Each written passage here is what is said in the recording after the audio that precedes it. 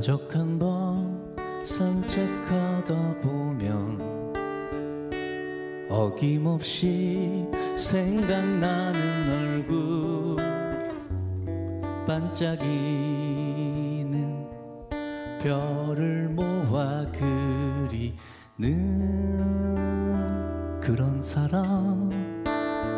좁다란 길 향기를 채우는 가로등빛 물든 진달래꽃, 이 향기를 그와 함께 맡으면 참 좋겠네. 보고 싶어라 그리운 그 얼굴, 물로 그린 그림처럼 사라지네. 보고 싶어라 오늘도 그 사람을 떠올리려 산책을 하네.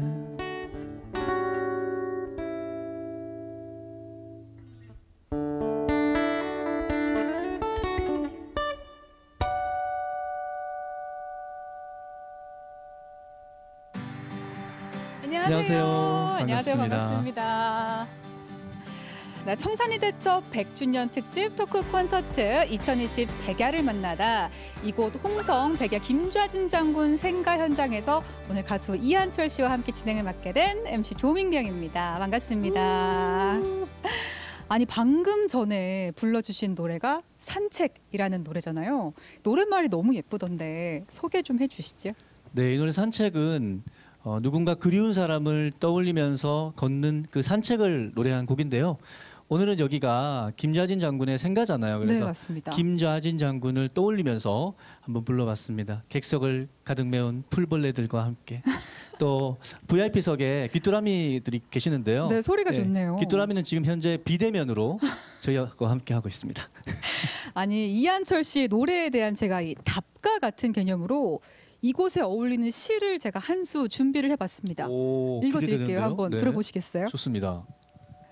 칼머리 바람에 샌데 관산 달은 밝구나. 칼끝에 서리빨 차가워 고국이 그립도다. 삼천리 무궁화 동산의 외적이 웬 말이냐. 진정 내가 님의 조국을 찾고야 말 것이다. 듣기 아니, 평가 같았나요? 아니, 제 노래에 영감을 받고 네. 이곳에서 뭔가 좋은 기운을 받아서 이렇게 시까지 쓰신 거예요? 제가요? 네. 그랬으면 좋겠지만 이 시는요, 백야 김좌진 장군이 1918년 고향을 떠나서 만주로 망명을 하면서 지은 시라고 합니다. 아, 그래서 뭔가 이순신 장군의 한산섬 달 밝은 밤에 점점점 그 맞아요. 결의 같은 게 느껴졌네요. 맞아요.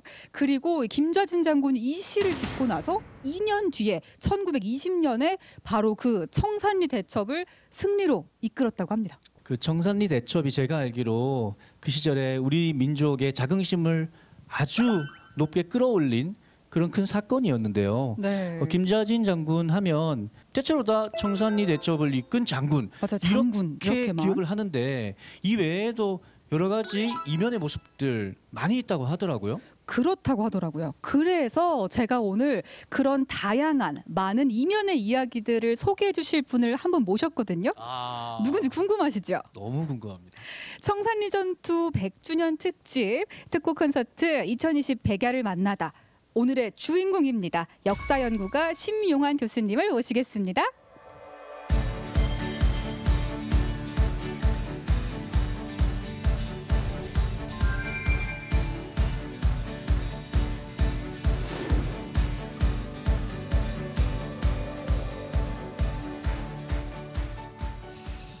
우선은 제가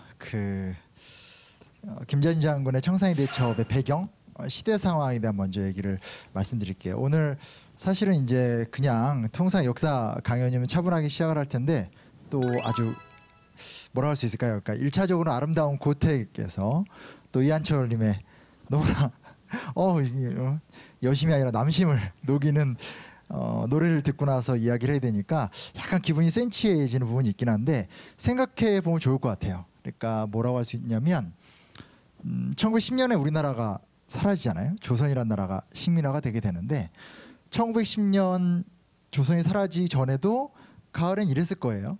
그리고 또 우리나라가 이제 식민지가 됐더라도 아마 가을 똑같았을 거예요. 이런 기분 여기서 느껴보면 좀 좋을 것 같아요. 그러니까 되게 애처로운 느낌 들 것 같지 않으세요? 그러니까 그냥 바뀐 건 없는데 당장 눈에 바뀐 건 없고 그냥 매일매일 똑같은 우리의 삶, 우리의 모습들인데 또 밤이 되면 이렇게 또 고즈넉한 분위기가 있는데 이 나라는 이제 내 나라가 아니고 전혀 낯선 사람들이 와서 우리를 통제하고 지배하는 시간들, 이게 이어지는 그런 좀 처량함, 쓸쓸함, 이런 감정을 좀 한번 느껴보는 것도 전 중요하다는 좀 생각이 들어요. 근데 그렇게 시간이 흘러갔죠. 1910년에 조선이 병합이 됐고 무려 약 10년의 시간이 흘러가요. 일본이 들어와서 우리나라를 장악하고 또 일본이 원하는 대로 식민지로 재조직하고, 과거에도 물론 우리 사회에 여러 문제들은 있었지만 그들이 뭐 예를 들어서 태형 같은 것들, 몽둥이를 들고 와서 때린다라든지 함부로 사람들을 구속한다라든지, 혹은 그들의 문화를 일방적으로 강요하고 무시하고 독립운동을 못하게 막 찍어내리고, 이런 과정들이 10년간 이어졌죠. 그때를 우리가 무단통치기라고 보통 얘기하게 되는데, 이제 그런 시간의 말미에 우리가 다 아는 사건이 터지게 됩니다. 작년이 이제 굉장히 좀 우리가 많이 기념했었던 바로 그 시간인데, 이 뒤에 이제 제가 갖고 온 작은 그림 보시면 알겠지만 3.1운동이 터지게 됩니다. 사실 되게 익숙하잖아요. 어렸을 때부터, 그냥 태어났을 때부터 3.1절 하면 그냥 계약 전날, 혹은 3.1절이 이때 있어서 하루 더 쉬네, 약간 이런 어떤 좀 보험 같은 시간들이긴 한데, 이게 역사를 연구하는 제 입장에선 다시 돌아보면 되게 의미가 있더라고요.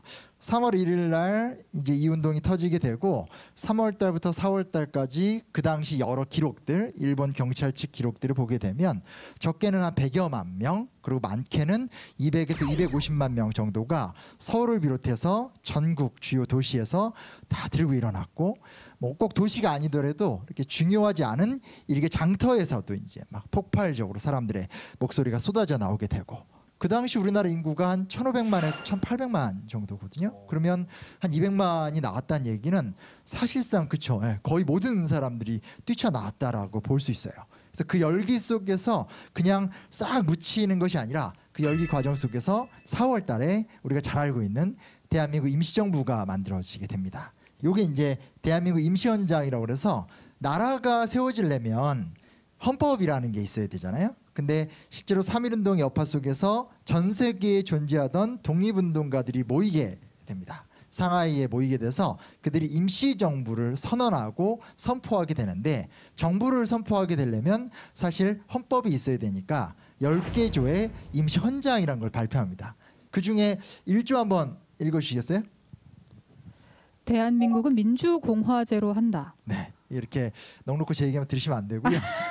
상호적인 대한민국 민주공화제로 한다. 좀 익숙한 말이잖아요, 그렇죠? 사실은 지금 우리가 쓰고 있는 헌법도 대한민국은 민주공화국이다로 딱 시작을 하게 되는데, 이때 처음으로 1919년에 3.1운동 여파 속에서 임시정부가 만들어지면서 이제는 우리가 왕조가 아니라 민주공화정이란 새로운 방향으로 나가겠다, 이런 선언을 하게 되고요.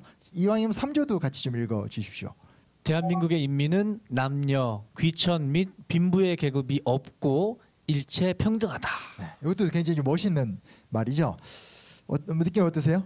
읽으면서 뭔가 어깨에 힘이 쫙 들어가네요. 그렇죠. 네. 네. 사실 이때 벌써 뭐 남녀 차별이 없다 이런 말 자체가 최근에 좀 하는 얘기인데, 이게 벌써 나온다는 게 놀라운 얘기인데, 사실은 이 3조가 좀 되게 좀 중요한 구절입니다. 뭐냐면, 아주 좀 간단하게 얘기하면 우린 이제 조선 왕조와 다른 사회를 세우겠다라는 선언이에요.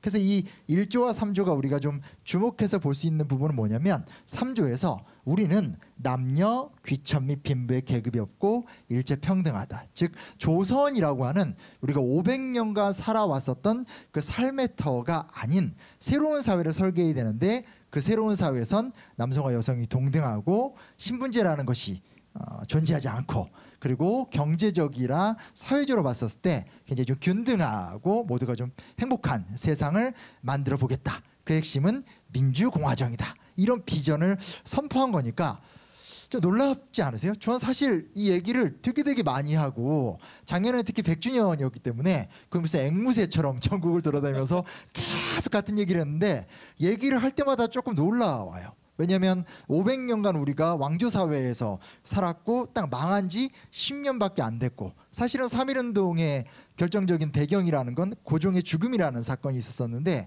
고종의 죽음 위에서 대거 민중들이 100여만 명이 뛰쳐나온 다음에 그들의 의기가 모여져서 만든 게 우린 이제 새로운 이야기를 시작하겠다라고 선언하기 때문에 매번 좀 듣는 얘기지만 중요한 사건이었고 이게 어떤 청산리 대첩의 배경의 아주 중요한 부분이라고 좀 생각해 볼 수 있는 거죠.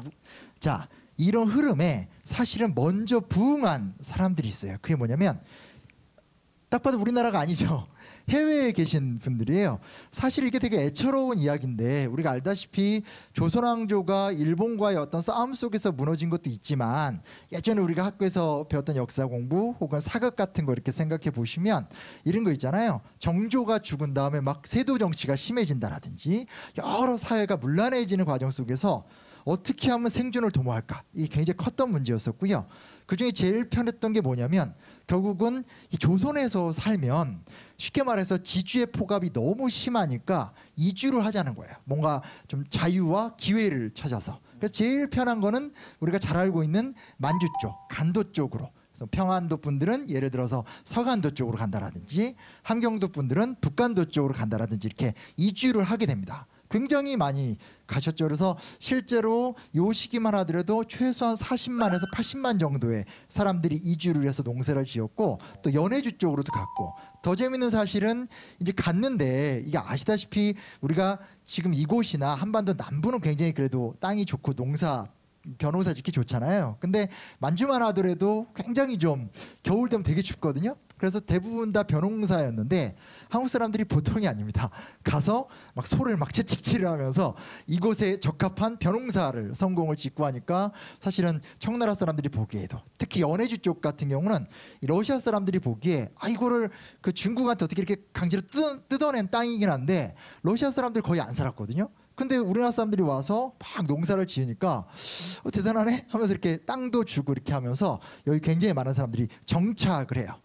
사실 이 사람들은 그냥 자기의 생존을 도모해서 수십만 명의 사람들이 건너간 건데 자 생각해 보십시오. 나중에 독립운동가들 입장에서 어찌됐건 투쟁을 하려면 자원이 필요하잖아요. 그러니까 자원이란 말은 내가 슬그머니 이렇게 숨어 있을 곳, 또 나에게 자금을 주는 곳, 혹은 나의 어떤 작전에 도움을 주거나 어떤 그런 그 기지 같은 걸 만들 수 있는 곳, 이런 게 이미 예비가 되기 시작했다라는 거고요. 여기 보면 이제 미주 쪽에도 또 굉장히 많이 가세요. 사실은 미주는 대한제국 때 미국의 요청에 따라서 이민을 갔던 거였거든요. 그러니까 중국인이나 일본인 같은 사람들이 먼저 많이 왔는데 미국 내에서 중국인이나 일본인을 배척하는 기운들이 오니까 사실 이렇게 하급 노동자로 이렇게 많이 데려갔었어요.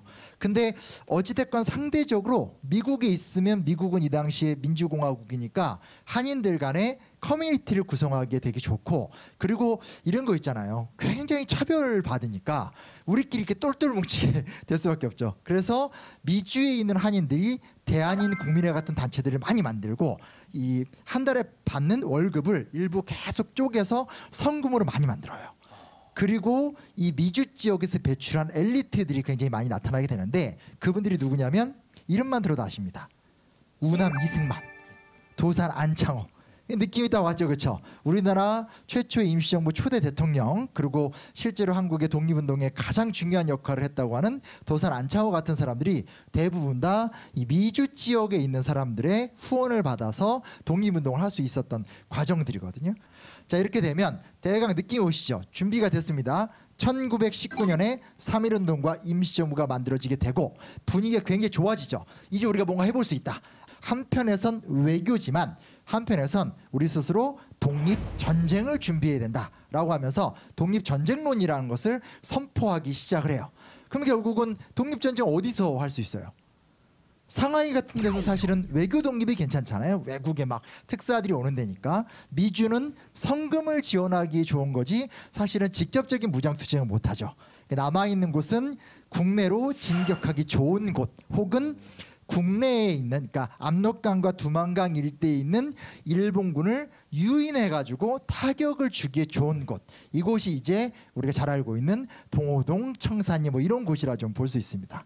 1차적으로는 간도 일대에 정착했던 사람들이 계세요. 예를 들면 최진동, 최운상 같은 분들은 이미 정착을 해서 큰 농장을 세우고 이곳에서 이렇게 병사들을 양성하거나 시스템들을 구축했었어요. 그리고 홍범도 장군 같은 경우 사실 함경도 갑산 일대에서 포수 출신, 그러니까 쉽게 말하면 게릴라 전략, 치고 빠지고 약간 이런 스타일이세요. 근데 결국 여러 루트를 거쳐서 간도를 집결하게 되고, 이따가도 말씀드리겠지만 김좌진 장군 같은 경우는 약간 스타일이 또 이렇게 양반 출신이시고 호방한 스타일이셔서 진지전 좋아하시고 시스템을 딱딱 구축해서 정규전 하시는 스타일이세요.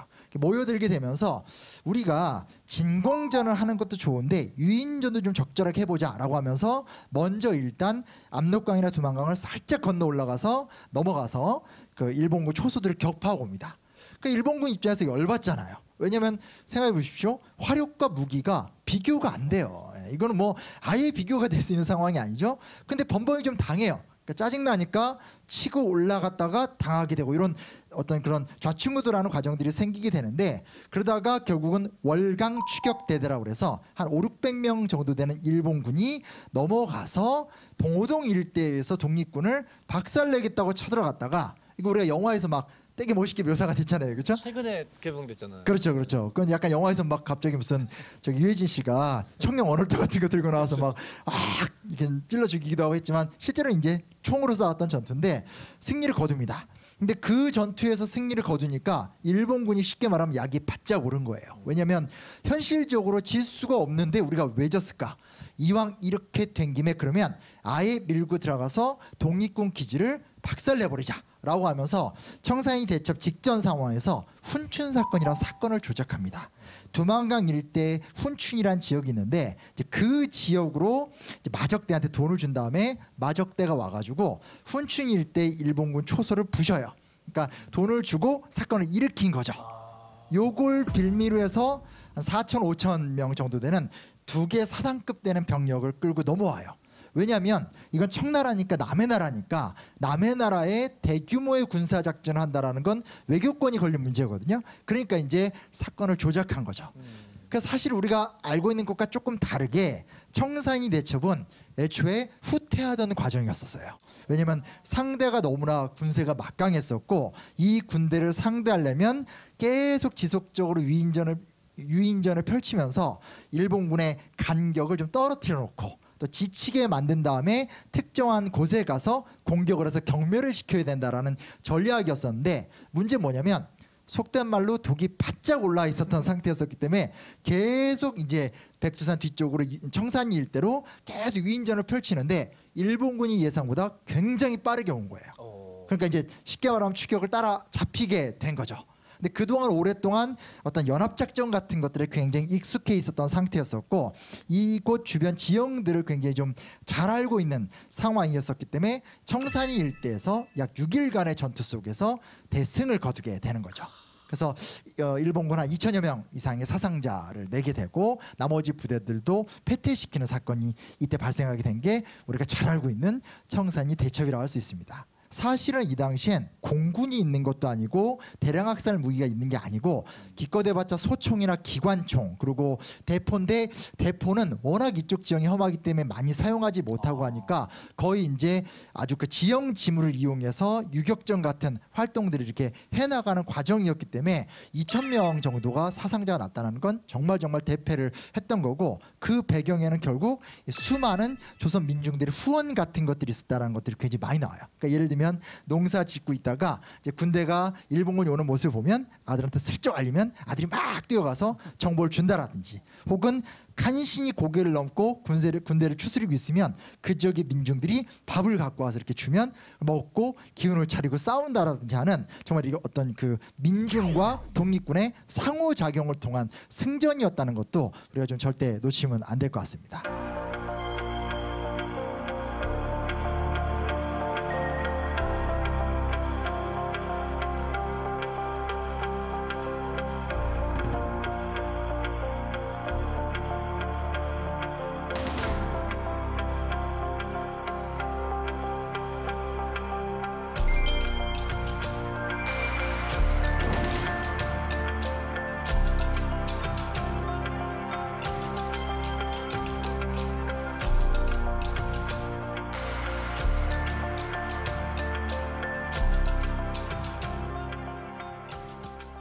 와, 아니 정말 빠져들어서 들었어요. 진짜예요? 네, 정말로 재밌네요. 이한철 씨 어떠셨어요? 심영환 선생님은 네. MBC 저녁 10시부터 11시다. 아 고대 드라마 할 시간이잖아요. 그냥 말씀하시는데 드라마를 보는 것 같고 영화를 보는 것 같고 막 와 몰입이 되더라고요. 저는 약간 여기서 하니까 그러니까 좀 약간 긴장되는 거 평소보다 더 뭐가 조금 더 책임감 있게 잘해야 되겠다 그런 부담감은 좀 있습니다. 근데 정말 그 100년 전에도 이곳에서 이렇게 귀뚜라미가 울었을 거잖아요. 그렇죠. 근데 맞아요. 오늘 제가 노래 부를 때는 좀 정겨운 느낌으로 들었는데 네. 선생님 강연을 들으면서 다시 한번 마음을 고쳐서 이 귀뚜라미 소리를 듣다 보니까 좀 쓸쓸하고 뭔가 맞아요. 먹먹한 느낌까지 왠지 좀 처연한 것 같기도 하고 비장한 것 같기도 하고 그런 마음이 드네요. 네.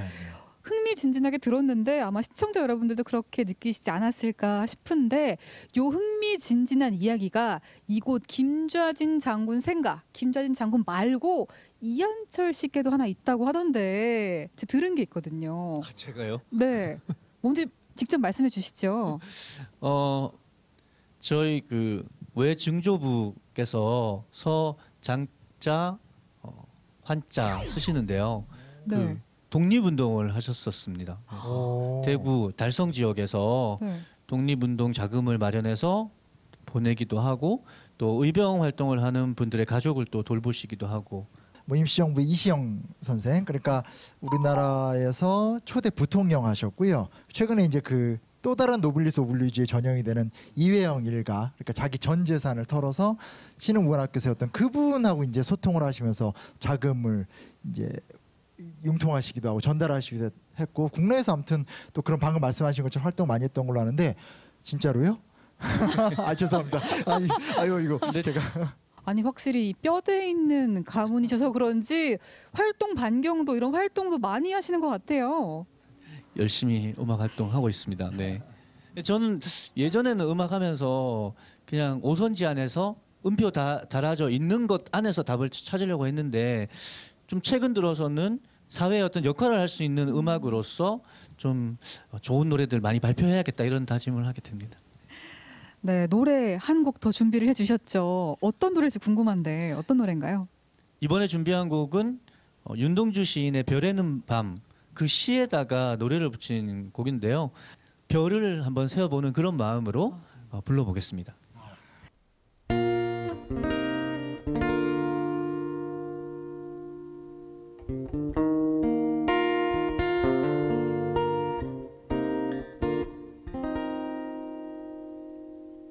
계절이 지나간 하늘에는 가을로 가득 차 있습니다. 나는 아무 걱정도 없이 가을 속의 별들을 다 헤아릴 듯합니다. 가슴 속 하나 둘 새겨진 별 이제 다 못되는 것은 쉬 아침이 오는 까닭이요 청춘을 다지 않은 까닭입니다. 별 하나의 추억과 별 하나의 사랑과 별 하나의 쓸쓸함과 별 하나의 동경과 별 하나의 시와 별 하나의 어머니 겨울이 지나고 나의 별들의 봄이 오면 무덤 위에 파란 잔디가 피어나듯 내 이름자 묻힐 언덕 위에도 자랑처럼 불이 무성할 거외다.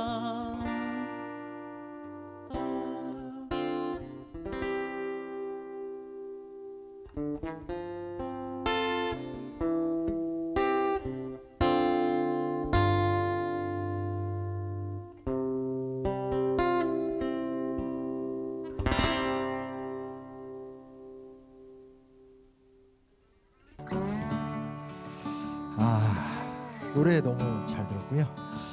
이게 뭐 서로가 이렇게 상대를 바라보면서 하는 거일지 모르겠지만 전 정말 음악에 재주가 전혀 없거든요. 그래서 막 뭐 30분 1시간씩 열심히 강연 막 했을 때 보람이 딱 느껴지다가도 그 다음에 딱 이렇게 와서 그냥 노래 하나로 딱 그러면 내가 했던 모든 게 다 그냥 무의미해지는 느낌? 솔직히 그러니까 뭐 제 존재가 이렇게 초라하진 않지만 그래도 항상 이렇게 위에 있는 그런 생각이 들어서 질투나고요.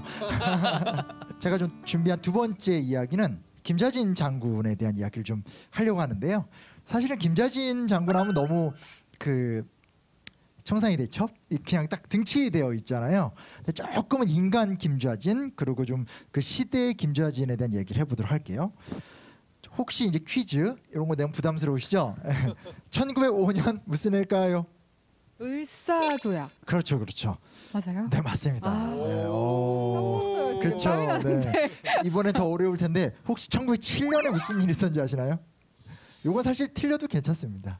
와, 잘 모르겠는데요. 1907 113년 전. 이런 1907년은 정미칠조약이라고 그래서 그러니까 을사늑약을 한층 강화시켜서 사실상 조선을 속국으로 만들어가는 단계가 1907년이에요. 그래서 우리는 보통 1905년 을사조약, 이 조약이란 말도 막 아까우니까 우리가 늑약이라는 단어까지 쓰면서 분노감을 드러내고 1910년에 조선이 강제로 병탄되잖아요. 그래서 뭐 경술국치다 이런 말을 쓰게 되는데 사실 역사학적 흐름으로 보게 되면 5년의 외교권을 박탈 당한 다음에 7년의 정미칠조약을 맺으면서 우리가 잘 알고 있는 이토 히로부미가 내정에 대한 구체적인 간섭 권리를 얻어내게 되는 과정이 1907년이에요. 근데 제가 왜 1905년하고 1907년을 이야기하냐면 1905년에 김좌진 장군이 서울에 와서 육군 무관학교에 입학을 했고 1907년에 다시 돌아와서 이곳에서 호명학교라는 학교를 세웠다라는 거예요. 1905년, 1907년은 누가 보더라도 객관적으로 조선이 절망의 시간들을 쌓아가던 때거든요. 생각해 보십시오. 1876년에 강화도 조약을 맺었고 우린 대강 암기하고 넘어가지만 1876년부터 한 1905년이면 30년 혹은 그 이상의 시간이니까 말이 30년이지 제가 10살에서 40살이 되는 과정이니까 그 기간 동안 어떻게 해서라도 우리나라가 좀 근대화가 되길 원하고 어떻게 해서라도 조선이 독립되길 원하고 사실 좀 그렇게 기다렸던 시간인데 그렇게 노력을 했는데 완전히 무너지는 시간이거든요. 두 차례를 거쳐서 5년은 도장 꽝 찍은 거고 7년째는 완전히 무장해제되는 시간이에요. 특히 1907년에는 군대를 해산시켜버려요. 그러면 그 나라에 군대가 없다라는 거잖아요. 근데 그 공간에서 김좌진이라는 그때는 뭐 청년이라고 보면 좋겠죠. 그가 거꾸로 가로질러 올라갔다라는 거예요.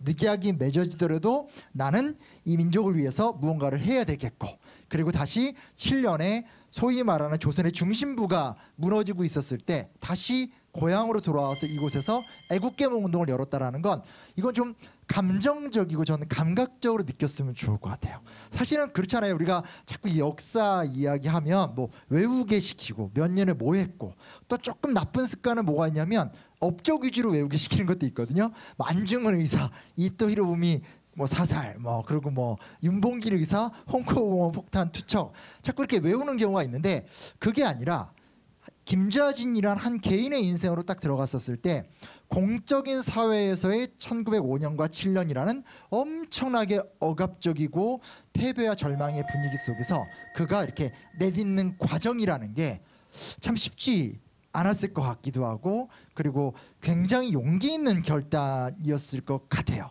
그 감정을 느껴보는 것도 전 되게 좀 중요하지 않을까. 그런 건 더 가수로서도 많이 느끼실 수도 있을 것 같아요. 그렇죠? 그렇죠. 그리고 지금 생각해 보면 지금 현재가 너무 힘든 상황인데 그렇다면 미래를 생각하지 않을 수 없는 그 순간에 학교를 설립하고 그랬다는 것. 예, 뭔가 이렇게 대단한 의지를 가지고 계신 그런 분이셨다는 생각이 들어요. 그렇죠. 그래서 그런 걸 첫째로 좀 이렇게 감정적으로 한 개인의 일생을 느껴봐도 좋겠다라는 생각을 해보게 되고요.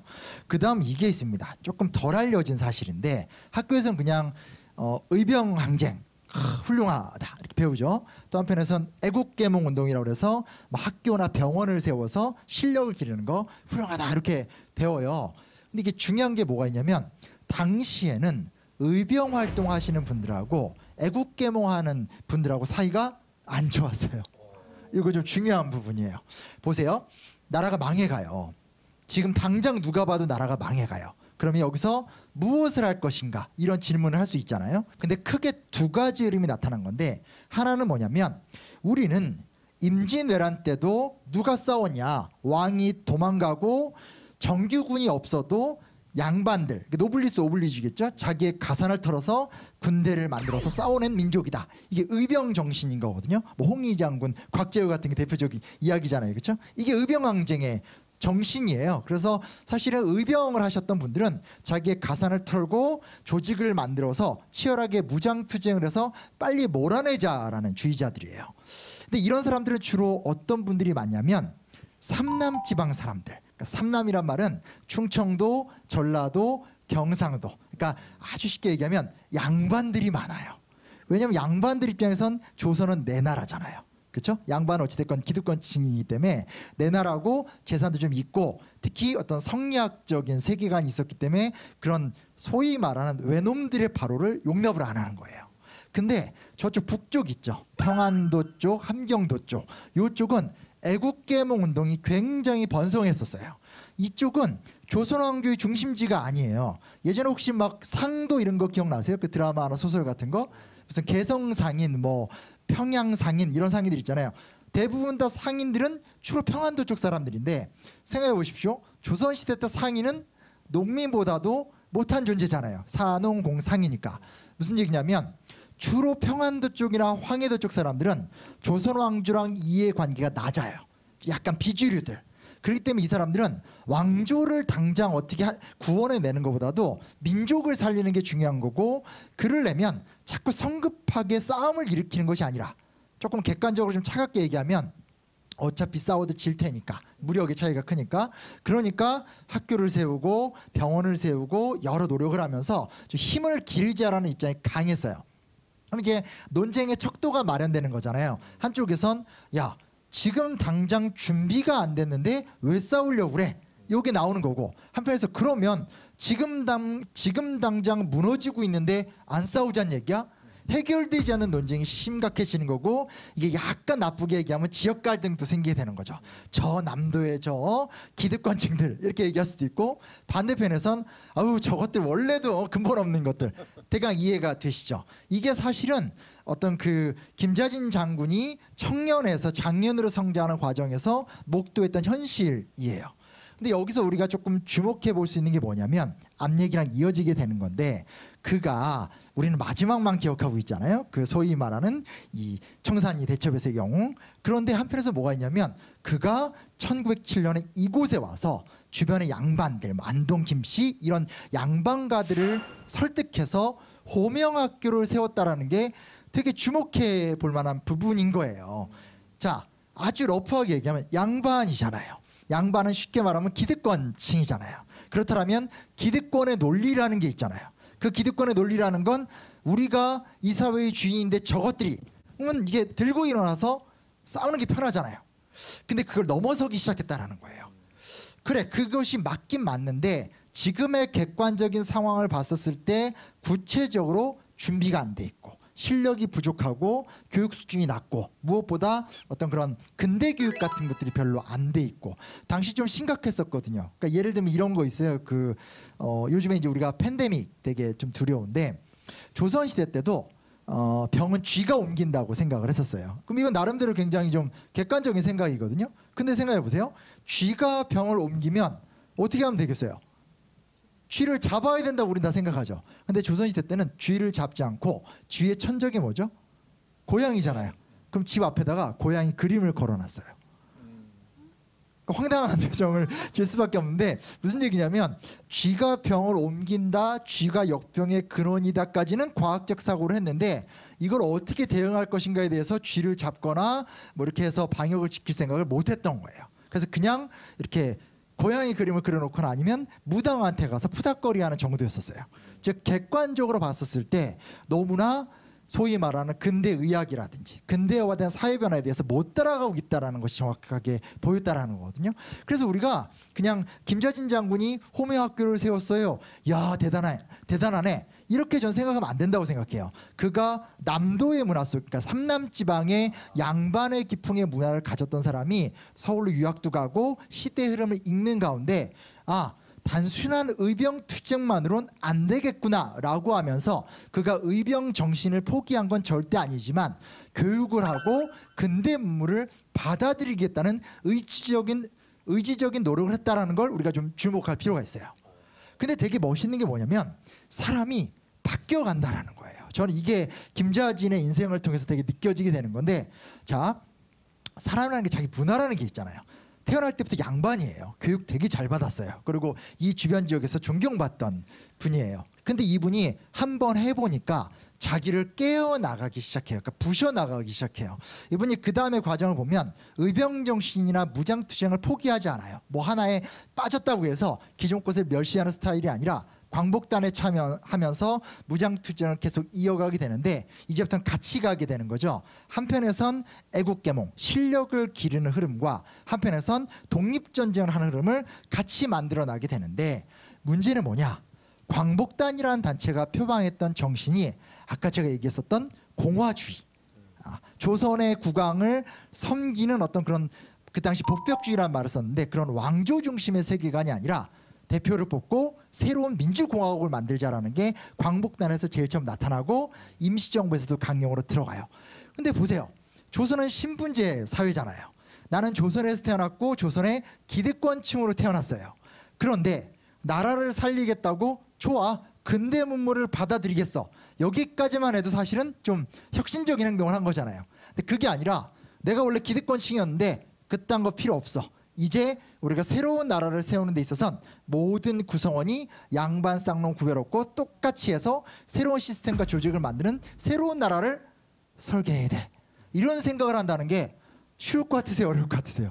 많이 어렵죠. 쉽지 않죠. 네. 또 기존 기득권들한테 반대도 많지 않았을까요? 그렇죠, 그렇죠. 실제로 이게 우리가 많이 안 알려진 얘기지만 당시 독립운동사를 공부하다 보면 상당수의 독립운동가들은 특히 의병 출신의 독립운동가들은 우리가 빨리 다시 고종을 모시고 조선왕조를 부활시켜야 된다는 생각들이 주를 이루고 있었어요. 근데 김좌진 장군은 사실 그걸 깨는 거예요. 왜냐? 미래로 나가려면 전근대적인 전제군주제, 물론 한때는 의미 있었고 가치 있었던 전통 문화인 것은 사실이지만 우리 민족이 미래로 나가고 특히 그 당시 세계의 대세라는 게 입헌군주제 시스템이었었거든요. 이런 것들을 본다라면 기존의 어떤 우리가 갖고 있었던 전통도 부셔야 된다, 고쳐야 된다, 이런 생각을 했던 거기 때문에 우리가 노블리스 오블리주란 얘기를 할 적에 내 가산을 털고 뭐 사람들이 해서 무언가를 한다, 이런 것도 되게 중요하긴 하겠지만 그 행동의 근거에 세계관의 혁명이 있었다라는 거, 이걸 우리가 좀 같이 기억해 보는 것도 굉장히 좀 좋지 않을까. 어찌됐건 대한민국에서 충청도는 사실 제일 좋은 뭐 이런 아주 그런 동네잖아요. 근데 독립운동을 위해서 만주로 이전을 해서 그곳에서 기지를 만들고 활동을 하게 되고 또 그 과정 속에서 때에 따라서 더 북만주 쪽이라든지 연해주 일대로 막 이전을 하게 되고 하는 그런 활동을 한다는 것 자체는 사실은 지금 보면 당연한 거겠지라고 하겠지만 그걸 감내하는 사람 입장에선 진짜 힘든 과정이 아니었을까, 이런 것도 좀 한번 생각해 봐줬으면 좋겠다, 이런 생각도 해보게 됩니다. 그 당시도 그렇고 뭐 지금까지도 그렇지만 누가 알아주는 것도 아니잖아요. 그렇죠. 숨어서 해야 되는 행동들이기 때문에 그럼에도 불구하고 했다는 건 정말 대단한 것 같습니다. 그렇죠, 그렇죠. 그리고 이제 안타깝게 이제 김좌진 장군이 암살을 당하시면서 그 끝까지 어떤 지속적인 것이 뚝 끊기긴 하지만 이 1920년대 때를 보게 되면 임시정부와 연계된 활동을 하고 본인은 공화주의자임에도 불구하고 아까 말씀드렸듯이 한편에서는 전통주의자들과의 연대를 추진했다면 또 한편에서는 어떤 문화가 일어나기 시작하냐면 1917년 러시아 혁명 이후에 사회주의라든지 아나키즘 같은 서양의 급진적인 사주의 영향을 받은 새로운 형태의 독립운동가들이 많이 나타나게 돼요. 근데 여기서 또 우리가 김좌진 장군의 태도에 되게 주목해 볼 수밖에 없는 게 뭐냐면 그가 또 여기서 한 발 더 나가요. 더 나가서 내가 공화주의자긴 하지만 나는 뭐 사회주의자는 아니지만 그럼에도 불구하고 어떤 그런 이런 아나키즘이나 사회주의자들이 꿈꾸는 해방에 대한 열정을 내가 수용하겠다. 그리고 내가 조금 생각은 다르지만 연대에서 조선의 독립을 위해서라면 뭐든지 할 수 있다. 이런 태도를 보여요. 근데 이게 그냥 돌아서서 생각을 하면 그냥 좋은 게 좋은 거잖아요. 그리고 아유 뭐 하면 되겠지 이렇지만 사실 그 당시에 양반집 자제로 태어나서 충청도에 사시다가 만주 일대와 중국 일대를 돌아다니면서 자기를 깨면서 선배들을 설득하고 후배들과 연대해가는 과정을 이뤄낸다라는 건 저는 되게 중요한 모습이라는 생각이 좀 들게 됩니다. 마무리를 좀 지어야 될 것 같은데요. 오늘 우리의 과정 속에서 김좌진을 어떻게 봐야 될까에 대한 말씀 드리고 싶어요. 사실 이런 거 있잖아요. 저는 요즘 두 가지를 느끼는데 하나는 혼돈의 시대. 그러니까 이런 코로나19 같은 사건. 저희 둘째가 초등학교 1학년인데 학교를 한 번도 안 갔어요. 그래서 이 녀석의 꿈이 그 학교 안 가는 게 꿈인데 1년을 이뤘네요. 1년을 그냥 미루는 기가 막힌 신공을 부렸어요. 저도 이제 적응이 안 되는 상황인데 또 한편에선 예를 들어서 올 여름은 비가 너무 많이 온다라든지 혹은 뭐 작년 겨울은 하나도 안 춥다라든지 기후 위기 같은 것들, 그러니까 예상하지 못했던 새로운 이야기들이 계속 이제 만들어지고 있는데 이런 혼돈의 시대 속에서 김좌진의 정신을 어떻게 적용할 수 있을까? 결국 김좌진은 진보적인 방향을 계속 선택했던 것 같거든요. 그러니까 자기가 안 가본 길에 대한 과감한 선택을 통해서 이야기를 만들었던 것들. 그렇다면 오늘 우리가 완벽하게 오늘의 혼돈을 해결할 수는 없지만 그럼에도 불구하고 과감한 선택들, 그러니까 이것이 기후 위기의 문제다라고 느낀다라든지 어떤 그렇다면 그걸 위해서 나는 뭐 환경 문제에 적극적인 태도를 보인다라든지 그런 혼돈을 주저하는 태도로 보는 것이 아니라 능동적으로 개척하는 태도, 이런 걸 좀 김좌진 장군의 모습 속에서 배울 수 있지 않을까라는 생각을 해보게 되고요. 또 하나는 지금 다원성의 시대라는 말도 좀 어울리잖아요, 그렇죠? 뭐 젠더 이슈를 비롯해서 되게 다양한 이슈들, 나와 다른 생각을 하는 사람과 어떻게 공존할 것인가, 이게 또 우리 시대 화두잖아요. 이게 좀 편한 것도 있어요. 뭐가 있냐면 요즘 만나보면 그냥 옛날에는 막 저 어릴 때만 해도 야 머리 안 잘라? 뭐 이런 문화였잖아요, 그렇죠? 남자 녀석이 말이야 뭐 이런 거 되게 강했더라면 최근에는 사실은 좀 진지하게 상대의 말을 경청하기보단 그럴 수 있어 약간 이렇게, 그렇죠? 대화와 소통이 아니라 존중해. 사실은 존중하는 게 아니라 그냥 이렇게 서로 거리두기 하는 건데, 그런 부분에서 김좌진 장군이 좀 보여줬었던 내 기준을 깨면서라도 소통하려고 하고 다원성 안에서 공존하려고 하는 문화들, 이런 것들도 굉장히 큰 의미를 갖지 않을까, 이런 생각을 해보게 됩니다. 그래서 그냥 항상 제가 마무리격으로 드리는 말씀은 우리 역사 공부하고 특히 김좌진 장군같이 이렇게 훌륭한 분 딱 이야기하면 다들 되게 경건해져요. 그래서 그렇죠 뭐 이러는데 그렇게 안 갔으면 좋겠어요. 사실 뭐 평범한 사람이잖아요. 그리고 이분도 똑같은 사람이었었고 그 안에서 좌절과 실패가 있었고 다만 그 좌절과 실패 속에서 자기 이야기를 만들어갔기 때문에 우리가 너무나 이분을 높이 모시고 우러러보면서 별로 관심을 안 두는 것보다는 이분의 삶을 헤집고 들어가면서 이분이 보여줬던 모습을 탁 갖고 와서 내 걸로 만드는 거, 그런 이야기들을 만들어보면 그게 진짜로 김좌진 장군을 존경하는 것이 아닐까, 그런 생각들을 해보게 됩니다.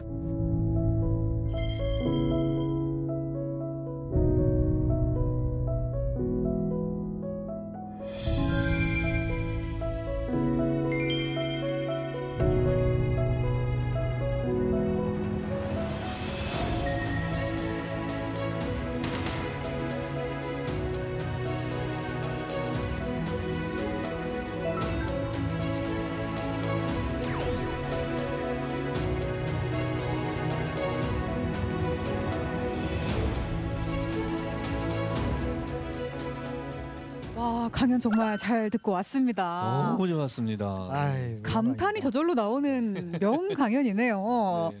저 개인적으로 최근에 진짜 혼란스럽거든요. 그러니까 관객들 있는 상태에서 같이 노래 부르면서 땀 흘리고 그런 순간이 가장 행복한데 그걸 할 수 없게 되면서 그러면 뭘 해야 되나라는 걸 고민했는데, 뭐랄까 김좌진 장군의 그런 마음가짐 같은 거 있잖아요.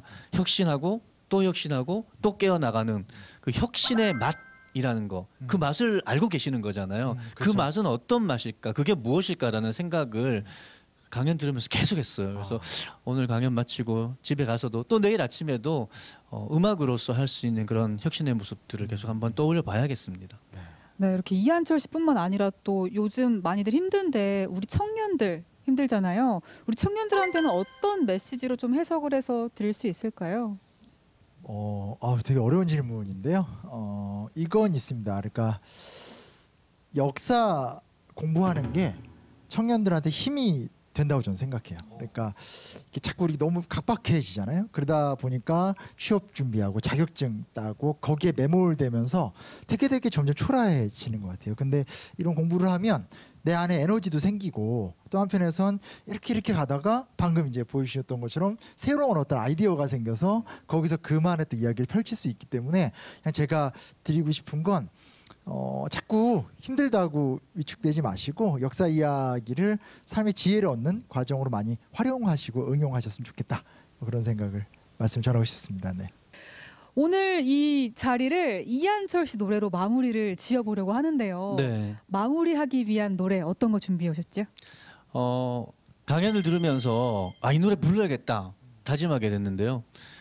흘러간다라는 제 노래고 강물은 바다를 포기하지 않는다라는 말이 있잖아요. 그래서 내가 어느 물길로 흘러갈 건지 딱 정하면 그 정해진 물길로 멈추지 않고 멈칫하지 않고 그냥 쭉쭉 밀고 나가는 그런 김좌진 장군의 일생, 그 일생을 좀 떠올리면서 흘러간다 불러보고 싶습니다.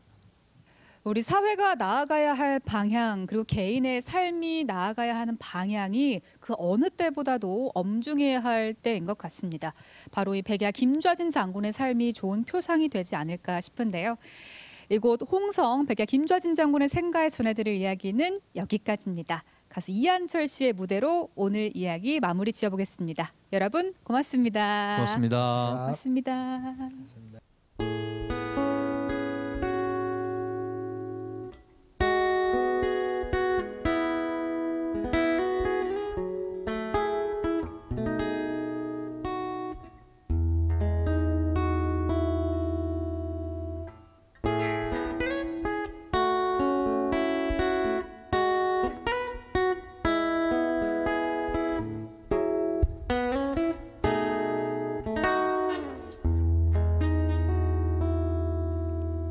흘러간다 바람을 타고 물길을 따라 흘러간다 시린 마음 가녀린 손끝 옷깃을 세우고 흘러간다 지난 날 나에게 거친 풍랑 같던 낯선 풍경들이 저만치 스치나